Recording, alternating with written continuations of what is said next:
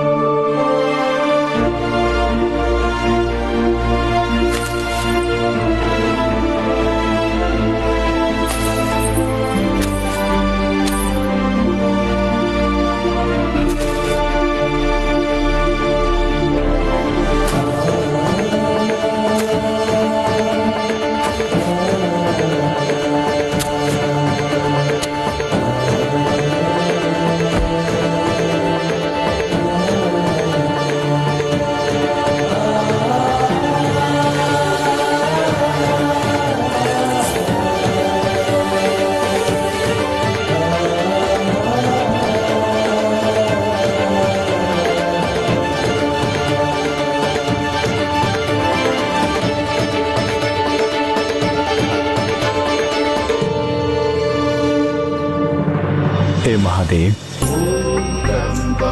आप ब्रह्मांड के स्वामी हैं। विशाल पर्वतों से लेकर के शमशान तक में आपका ही वास है। वनवास से निकलते समय कौशल्या माँ ने श्रद्धा से आपको हमें सौंपा था, ताकि आपका आशीर्वाद हमें सतत रूप से प्राप्त होता रहे। जहाँ भक्ति और श्रद्धा होती है, वहाँ कुटिया भी अयोध्या के राज दरबार के समान हो जाती है। हमारी इस छोटी सी कुटिया में विराजमान होकर के हम तीनों पर अपना आशीर्वाद बनाए रखना। हर हर महादेव। ओम नमः शिवाय।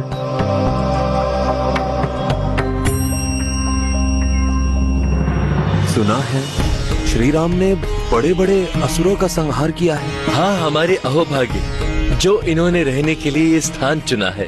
किंतु भाई, तो दिखने से तो सुकुमार लगते हैं। विश्वास ही नहीं हो रहा कि इतने भयानक असुरों को इन्होंने कैसे मारा होगा। चिंगारी तो छोटी सी होती है, किंतु भड़क जाने पर दावानल बनकर पूरे वन को जला देती है। और समझ लो कुमार, ऐसे ही चिंगारी है।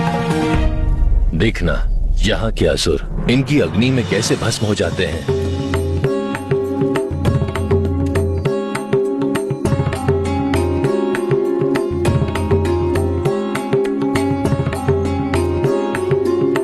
ऋषियों, आप सबका बहुत बहुत धन्यवाद। हे प्रभु श्री राम, आपने यहाँ पंचवटी को अपने निवास के लिए चुनकर हम सब ऋषियों में आशा का संचार कर दिया। प्रतीत हो रहा है कि जैसे हमें असुरों के उपद्रवों से संरक्षित करने के लिए स्वयं देवदूत बनकर इस धरा पर उतर आए हैं। ऋषिवर, आपके कथन से ये प्रतीत हो रहा है जैसे यहाँ के सुरमय और शांत वातावरण में कहीं अशांति और असुरों के उपद्रवों की भी आशंकाएं बनी रहती होंगी।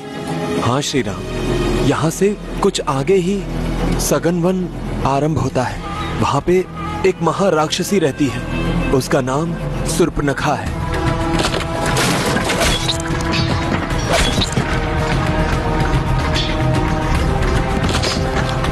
और वो रावण की बहन है।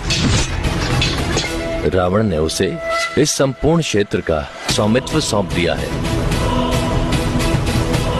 वो और उसके दो महाबली भाई खर और दूषण यहाँ पर उपद्रव मचाते रहते हैं। एक राक्षसी और उसके दो भाई, इनके उपद्रव को तो मैं क्षण भर में ही समाप्त कर दूंगा। वो केवल 3 नहीं है, उनके पास पूरे असुरों की सेना है। वो हमारे यज्ञ आदि भंग कर देते हैं और आश्रमों को भी उजाड़ देते हैं। दुर्बल ऋषि और यात्रा पर निकले हुए पथिकों को वो मारकर खा जाते हैं।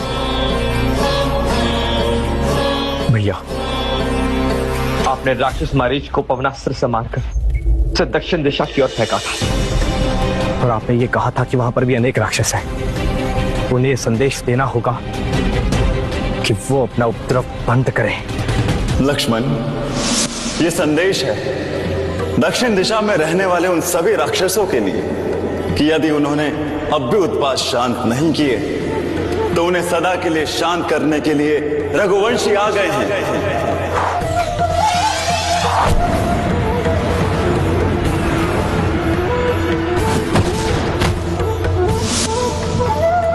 किंतु प्रतीत होता है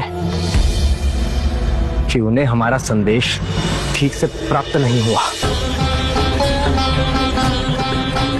श्री राम, हम तपस्वी अहिंसावादी हैं। धर्म की सेवा और संसार का कल्याण ही हमारा परम कर्तव्य है। किंतु असुरों का तो जैसे धर्म ही है दूसरों के प्राण हरना।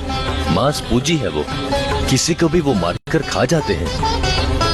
कोई दया माया नहीं है उनके हृदय में।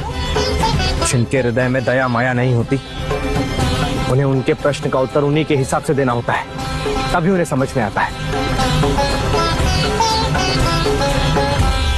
हे श्री राम, हे कुमार लक्ष्मण, जैसे आपने विश्वामित्र जी के तपोवन को ताड़का के आतंक से मुक्त किया था, वैसे ही असुरों के आतंक से पंचवटी को भी मुक्त कर दीजिए।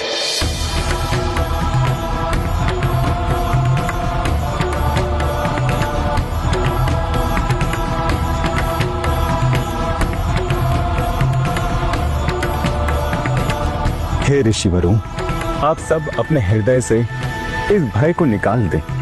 हम रघुवंशी कुमार यहाँ आ गए हैं और हमने उन असुरों के विनाश का संकल्प लिया है। अतः अब आप सब निश्चिंत होकर के यज्ञ आदि संपन्न करें और उन असुरों को उनके करने का दंड अवश्य मिलेगा। बस आप सब अपना आशीर्वाद हम सब पर बना करके रखना।